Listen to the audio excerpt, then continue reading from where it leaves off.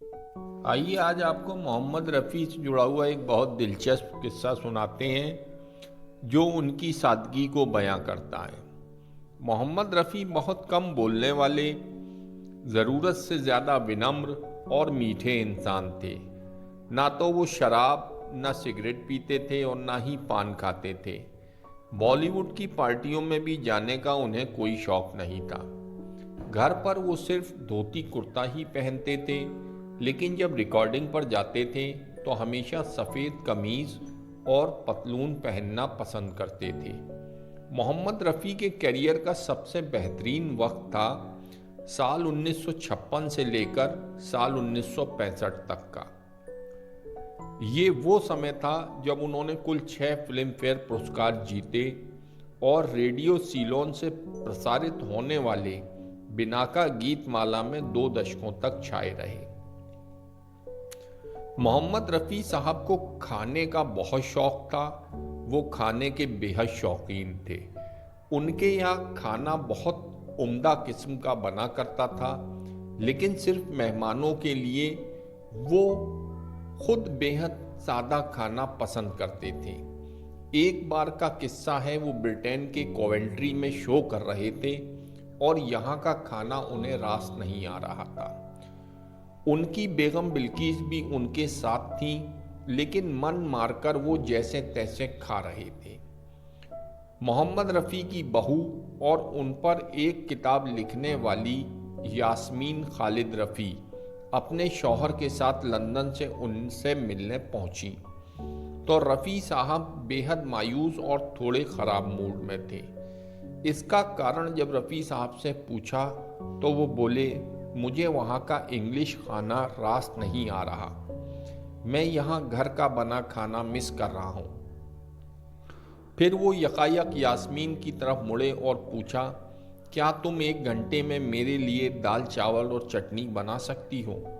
यास्मीन ने कहा, हाँ क्यों नहीं। तो रफ़ी बोले, चलो लंदन तुम्हारे घर चलते हैं। यास्मीन ने थोड़ा हैरान परेशान होकर घड़ी देखी।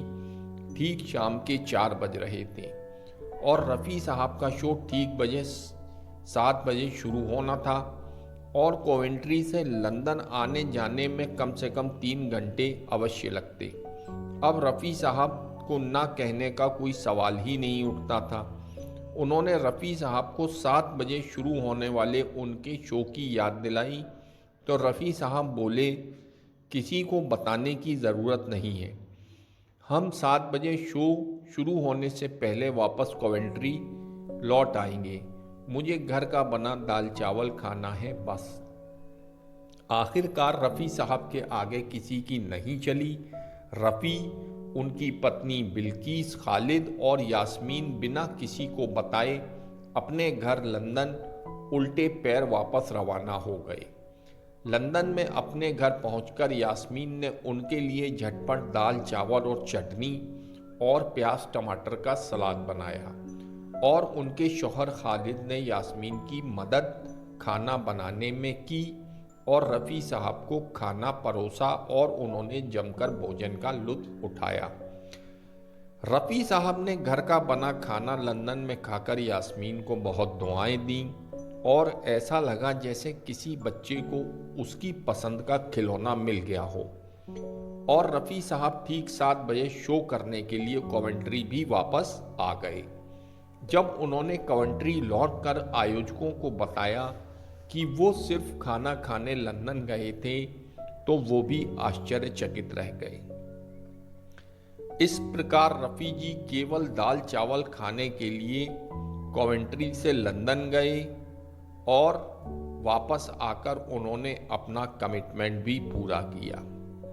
प्रेम भाव को छोड़ भी दीजिए, तब भी मानवीय भावनाओं के जितने भी पहलू हो सकते हैं, दुख, खुशी, आस्था या देशभक्ति या फिर गायकी का कोई भी रूप हो, भजन, कव्वाली, लोकगीत, शास्त्रीय संगीत या गज़ल, मोहम्मद रफ़ी के तरकश में सभी तीर मौजूद थे।